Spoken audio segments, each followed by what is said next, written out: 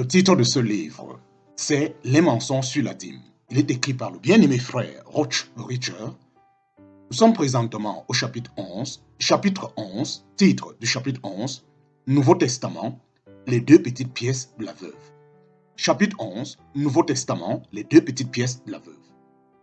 Pouvez-vous nommer une seule personne, mentionnée dans les Écritures, qui ait payé la dîme après la crucifixion de Christ?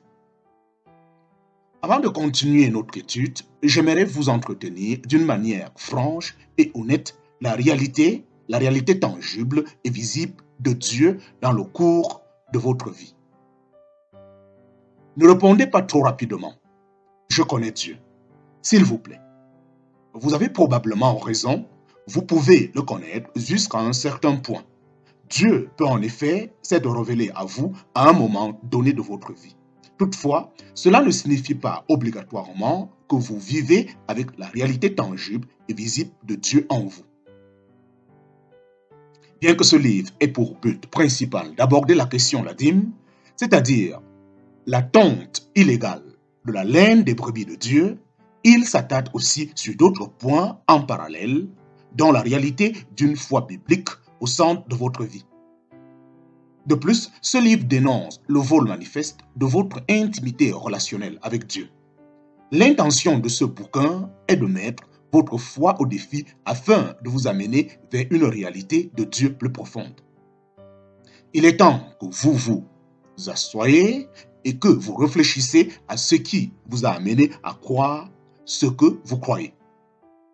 Si vous acceptez d'être vraiment honnête envers vous-même, vous admettrez que la plus grande partie de ce que vous croyez provient de ce qu'on vous a enseigné en chair, au lutrin, au pupitre de votre église. Appelez ça comme vous voulez. Le pasteur, le ministre, le prêtre vous dicte la majorité des croyances auxquelles vous adhérez. Je me dois donc de vous pointer du doigt. Vous êtes vous aussi responsable de pratiquer une religion plutôt que de chercher et à développer une véritable réalité de Dieu au sein de votre vie. N'étiez-vous pas censé lire la Bible et l'étudier par vous-même? À toutes les fois que vous acceptez la parole de quelqu'un sans en vérifier vous-même la véracité, vous êtes aussi coupable et n'avez que vous à blâmer. Devant Dieu, vous ne pouvez tenir position avec les arguments comme c'est ce qu'il m'a dit de faire. J'ai seulement fait ce qu'ils ont dit. En ce qui vous concerne, vous avez seul la responsabilité et le privilège de connaître Dieu personnellement. Jésus a démoli l'établissement religieux de son époque. Il a averti le peuple de vous donner garde du levain des pharisiens et des sadduciens. En parenthèse, Matthieu chapitre 15, verset 11. Il a mis les gens en garde contre leur doctrine et leurs pratiques extrêmement dangereuses pour l'âme. Pensez-vous réellement que le Christ et les apôtres auraient prophétisé qu'il allait y avoir des loups en habit de brebis au temps de la fin si tous les ecclésiastiques du christianisme moderne étaient sans tache et près de Dieu? Une part très large du ministère de Jésus-Christ consistait à dénoncer et à exposer l'appareil de destruction de la vie que sont les systèmes religieux légalistes. À une occasion, Jésus dit aux pharisiens que ceux qu'il convertissait à leur pratique devenaient fils de la gêne 2 fois plus que vous. En parenthèse, Matthieu chapitre 23, verset 15. La religion humaine pervertit la vérité et vend la fausseté comme étant la réalité. La religion humaine pervertit la vérité et vend la fausseté comme étant la réalité. Je voudrais apporter une précision quant au terme employé. Il y a religion et religion. Jacques a parlé de la religion pure et sans tache envers notre Dieu et Père, en parenthèse, Jacques chapitre 1, verset 27. Ce n'est pas d'elle dont je parle en utilisant ce mot.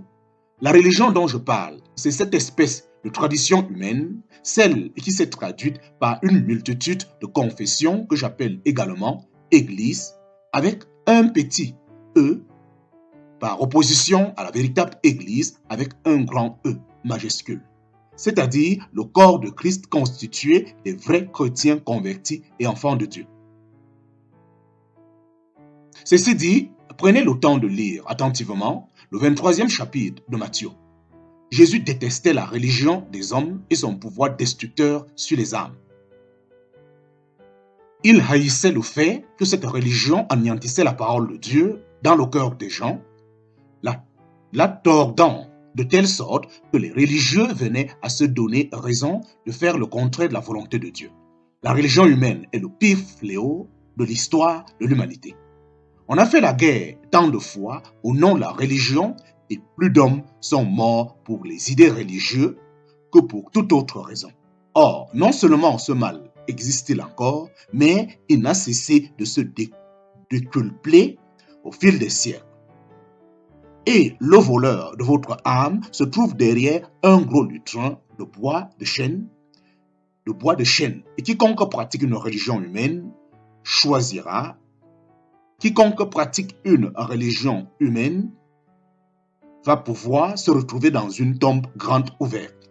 Voilà pourquoi Jésus a dit aux pharisiens, « Malheur à vous, scribes et pharisiens hypocrites, car vous êtes semblables aux sépulcres blanchis, qui paraissent beaux par dehors, mais qui au-dedans sont pleins d'ossements, de morts et de toutes sortes d'ordures. » En parenthèse, Matthieu chapitre 23, verset 27. Si vous réfléchissez bien, Jésus annonça la destruction du système religieux qu'il avait lui-même institué dans l'Ancienne Alliance avant qu'il ne visite les hommes.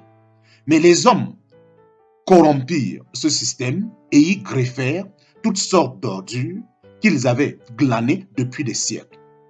C'est ce que Jésus condamna, refuta, dénonça en confrontant ouvertement les leaders religieux de son époque.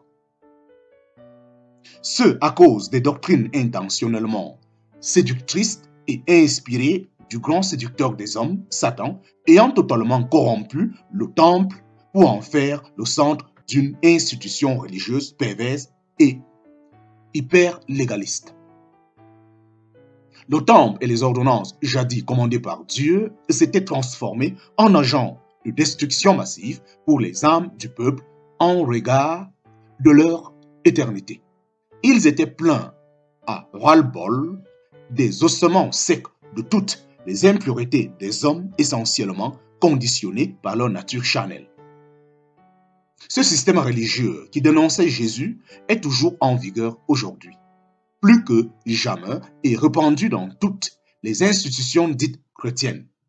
Et il a étendu ses tentacules dans la politique et la finance mondiale, une forme de judaïsme hideusement transformé ayant envahi la chrétienté et s'étant emparé de ses hiérarchies,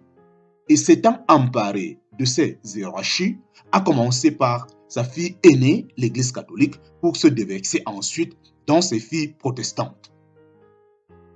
Bien sûr, le temple n'existe plus à Jérusalem, mais cela n'empêche pas la religion et son venin mortel de se répandre de façon toujours vivace sur la surface de la terre.